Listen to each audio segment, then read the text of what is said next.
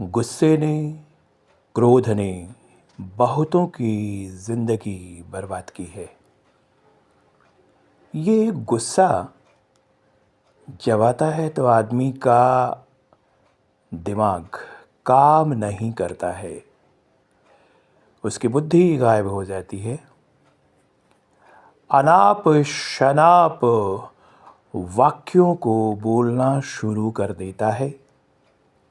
उसकी समझ में कुछ भी नहीं आता है कि वो क्या कर रहा है, और उससे गुस्से में जब कोई काम हो जाता है, गलत काम, पाप, तो ज़िंदगी में तो प्रायश्चित उसे करना ही करना है।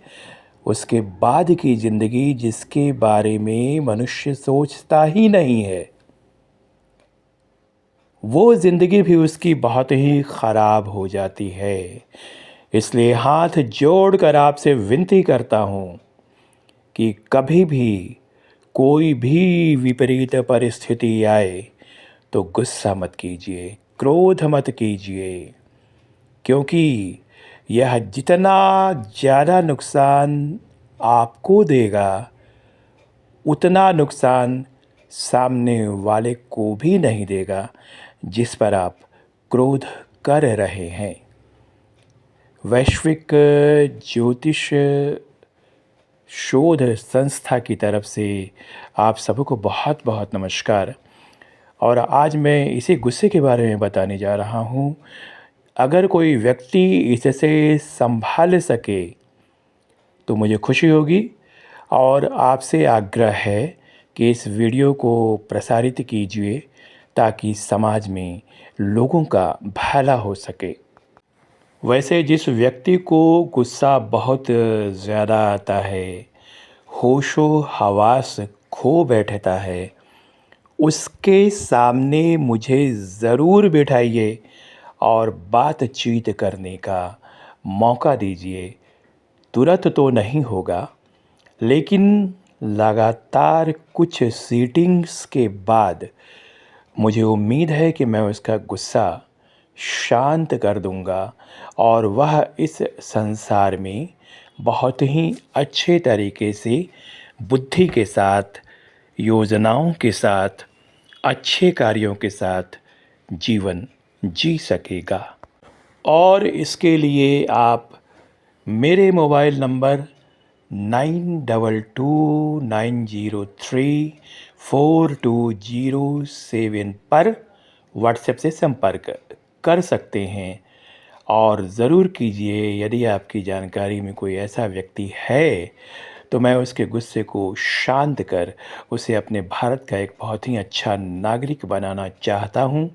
बाकी ईश्वर की इच्छा, उसके पूर्व जन्म के कर्मों की और उससे मिलने वाले परिणामों की इच्छा। इस संसार में करोड़ों अरबों व्यक्ति हैं। जब कोई व्यक्ति जन्म लेता है तो उसे ऊपर वाला एक परिवार देता है। किसी को बहुत ही गरीब घर में पैदा करता है, किसी को बहुत ही धनी घर में पैदा करता है। जो गरीब घर के लोग होते हैं वो क्यों होते हैं, क्यों उनको उस घर में जगह मिलती है? क्योंकि उनके पूर्व जन्म के कर्म और विचार उतने अच्छे रहे नहीं होंगे, और इसी वजह से उन्हें संघर्षपूर्ण जीवन मिलता है। यदि हमारे सामने चारों ओर विपरीत परिस्थिति है तो हमें संभल जाना चाहिए। देखिए, हर व्यक्ति को ज़रूर कुछ न कुछ समय निकाल कर मंथन करना चाहिए कि उसके भीतर कौन कौन सी कमजोरी है।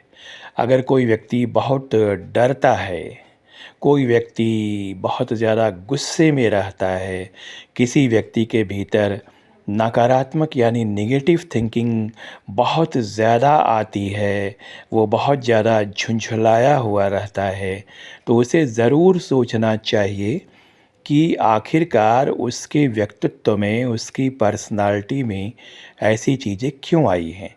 वो मंथन करे। रात में सोने के पहले ज़रूर कहे कि कल जब मैं जगूँगा अपने इस दुर्गुण को समाप्त करने की पूरी कोशिश करूँगा। तो यह एक बहुत ही अच्छा तरीका होता है। किसी भी नेगेटिव ऊर्जा से भरे व्यक्ति के नेगेटिविटी को ख़त्म करने के लिए उसके सामने पॉजिटिव ऊर्जा से भरे व्यक्ति को बिठाइए, क्योंकि नेगेटिव ऊर्जा को काटने की शक्ति पॉजिटिव ऊर्जा वाले व्यक्ति के भीतर होती है। मैं कोई साधु संत नहीं हूँ।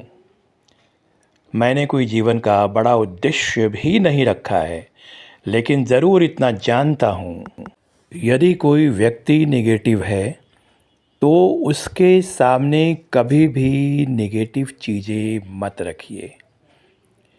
किसी की निंदा मत कीजिए। किसी के नकारात्मक पक्ष की कहानी उसे मत सुनाइए। अच्छी बातें कीजिए, आध्यात्मिकता सिखाइए। ईश्वर कण कण में है। ईश्वर हर क्षण हमारे साथ हैं, हमारे साथ घटित होने वाली घटनाओं के रूप में हर क्षण हमारे साथ हैं। अब इस वीडियो को जो भी देखेंगे और उनके अंदर कुछ अच्छा भाव पैदा होगा, तो यह भी ईश्वर की ही कृपा होती है। इस संसार में जो भी अच्छा काम हम करते हैं वह ईश्वर की देन है। तो आप मुझसे मिलिएगा, मैं आपकी अवश्य सहायता करूँगा।